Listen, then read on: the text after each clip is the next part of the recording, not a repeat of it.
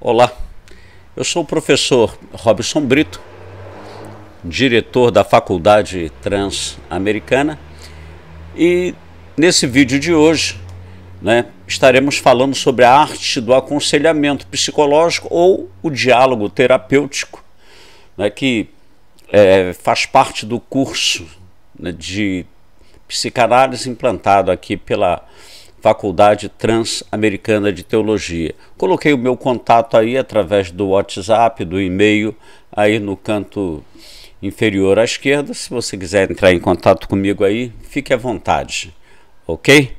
Pois bem, vamos lá agora ao que interessa, A história desse diálogo, a história do aconselhamento ou o diálogo psicológico, isso aí, lá na sua origem. Nós temos aqui tribos primitivas, alguém ali no centro ensinando os seus ritos, as coisas sagradas, ensinando o que deve ser feito, o que não deve ser feito e com certeza o comportamento dentro da sua cultura. Então, falar, ensinar, aconselhar, ajudar o outro a conhecer, isso aí faz parte da existência humana, do homem na história. Do homem na história. As religiões antigas ensinavam a ética e as suas leis. Isso é importante, isso vai ocorrer através do tempo, até você estar num divã, num sofá, na cadeira de um consultório de um psiquiatra, de um psicólogo, de um analista, um terapeuta. Isso vai acontecer até hoje. O homem sempre sentiu necessidade de conversar com alguém os seus problemas. Sempre nas suas dúvidas procurou alguém. E isso aí a gente vê aqui, na Grécia. Deixa eu mostrar aqui, nesse segundo quadrinho do lado direito aqui. Isso aí com certeza era lá no Areópago de Atenas, aonde um filósofo defendia as suas ideias. Depois, ao sair dali, conversava com as pessoas no seu particular, esclarecendo algumas dúvidas pessoais aí. Isso aí na Grécia.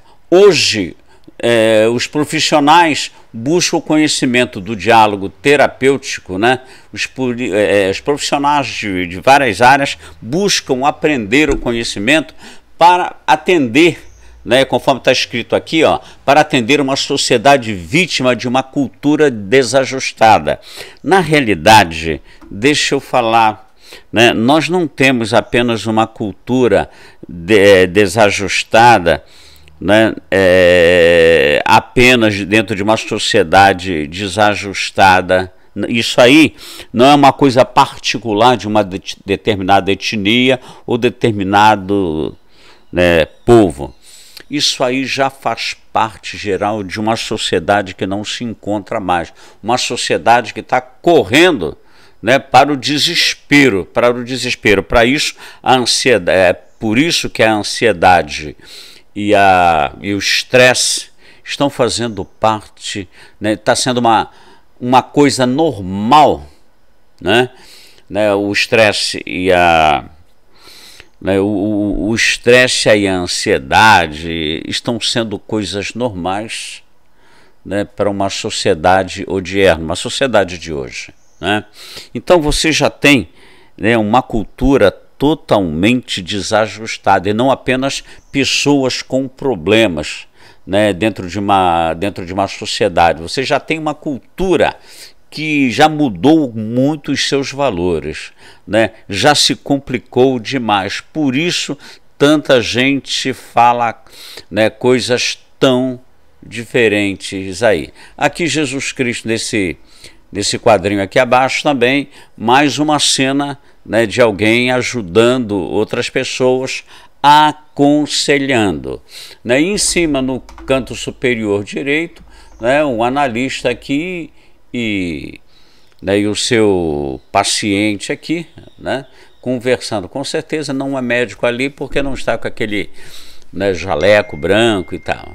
Aqui, com certeza, é um psicoterapeuta falando com a sua paciente. Então, isso aí, né, vem no decorrer da história, essa ajuda psicológica ocorrendo. A importância do aconselhamento, né? Nós temos aí, né, nesse banner aqui azul, né, o texto que diz o seguinte: muitos afirmam que hoje, com a corrida louca pela sobrevivência e com as imposições de uma sociedade que se desajusta gradativamente em seu aspecto econômico-moral, a neurose, com as suas variantes, seria a consequência natural dos rumos da civilização moderna. Os problemas psíquicos têm surgido, né, com os mais diferentes aspectos. Olha, eu chamo a atenção para isso. Problemas psíquicos têm vários aspectos diferentes, né, dentro da sua apresentação, né, quando o paciente fala dos seus problemas, né? Por isso que não existe uma solução só para todo mundo. Os problemas são diferentes de pessoa para pessoa, por isso o diálogo tem que tomar também rumos diferentes. E o analista tem que ter essa habilidade para lidar com isso, né?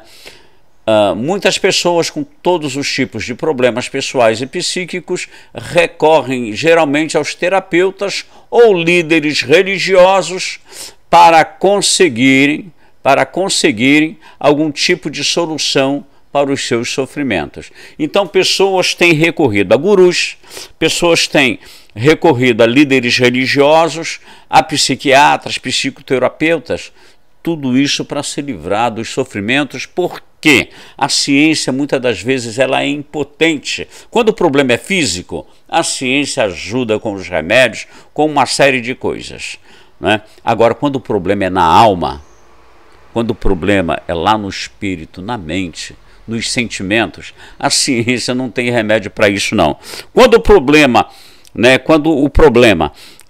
o problema psíquico, ele atinge a alma, né, ele atinge a mente e dá uma consequência física, aí a medicina tem condições de ajudar na consequência física, né, com os seus barbitúricos, com os seus remédios antidepressivos, aí pode ajudar, né, muito também a acalmar a pessoa, deixar a pessoa mais tranquila. Não resolve o problema, mas resolve um pouco, né, o estado agitado em que a pessoa fica. A pessoa agora já vai dormir e tal. Então a medicina, né, vai ter a sua importância e, conforme a gente vai ver um pouco lá na frente, o conselheiro tem que saber a hora de recomendar o médico também para o seu paciente, né?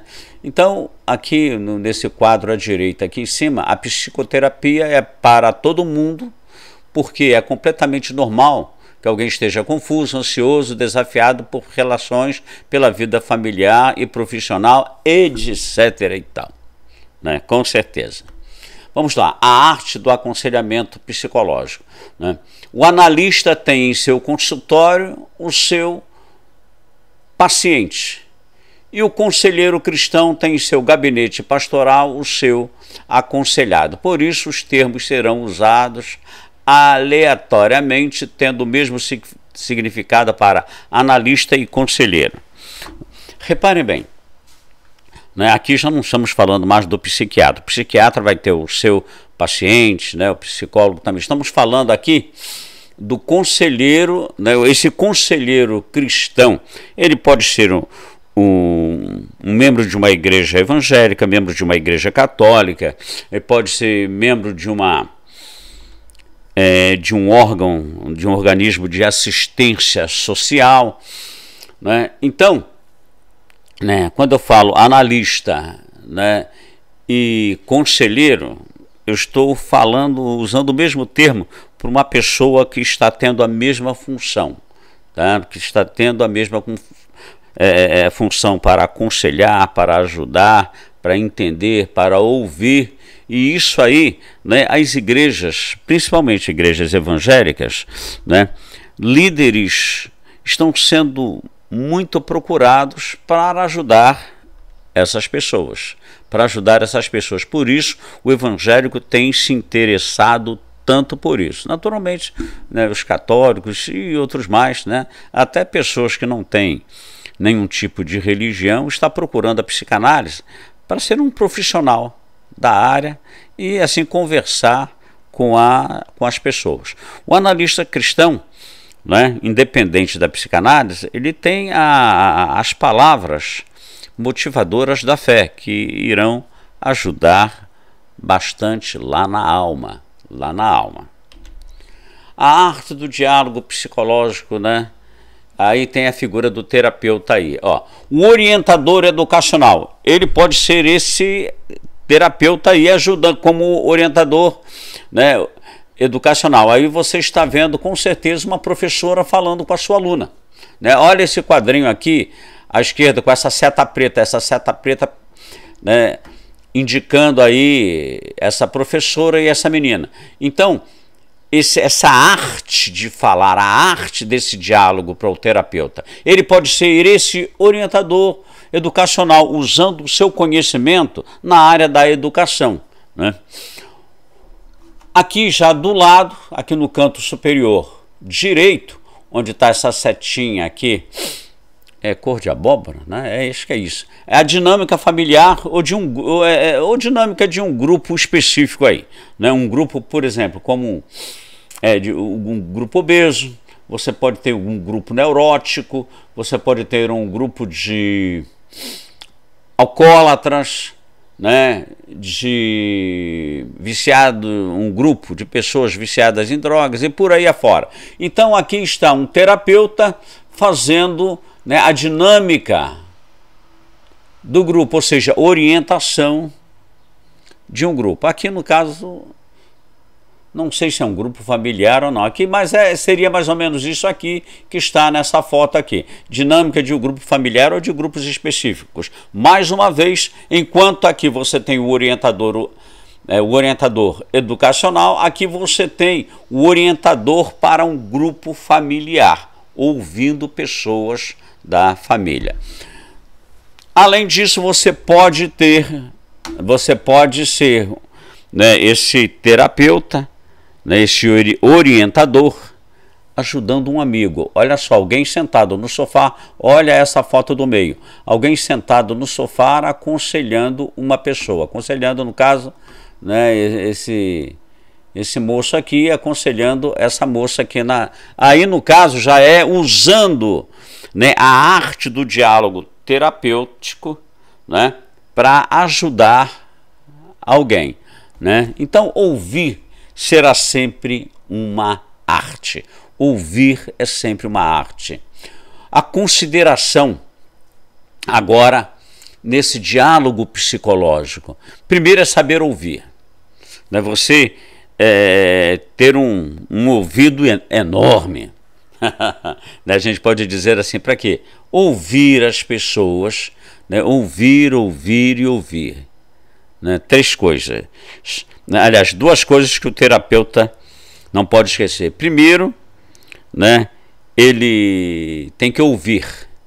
Segundo, não esquecer que ele tem que saber ouvir, né? Tem ouvir sempre, para poder então chegar às suas conclusões e assim determinar caminhos para a solução, né?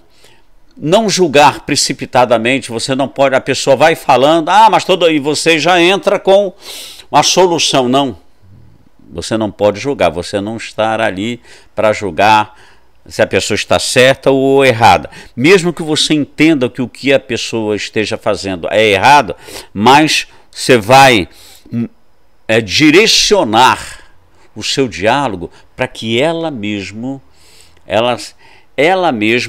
possa se encontrar e ela mesma possa achar então que tem que mudar, que tem que se modificar, mas tem que mover o diálogo nessa direção para que ela mesma se encontre, chegue a essa conclusão, ok? Você tem que, nesse diálogo aí, você ouvindo, tem que avaliar pontos importantes, com um papelzinho. Por isso, se você conseguir sentar um pouco atrás da pessoa, por exemplo, da maneira que eu estou sentado aqui na minha biblioteca, tá? Aí, se fosse um paciente, se eu tivesse um pouquinho do lado, aqui, um pouquinho atrás de uma outra cadeira, né, seria interessante. Não é botar uma cadeira aqui atrás da pessoa, não. Do lado, um pouquinho distante, né, e para você escrever e a pessoa não ficar vendo ali o que você está anotando, escrevendo. Seria interessante isso acontecer dentro de um consultório, né? Dentro de um consultório, não é naquela área que você está que é procurado por alguém para ajudar e você fazer isso. Não, isso é dentro de um consultório. Você tem que entender agora tecnicamente um trauma, né, um problema psicológico. O que é isso?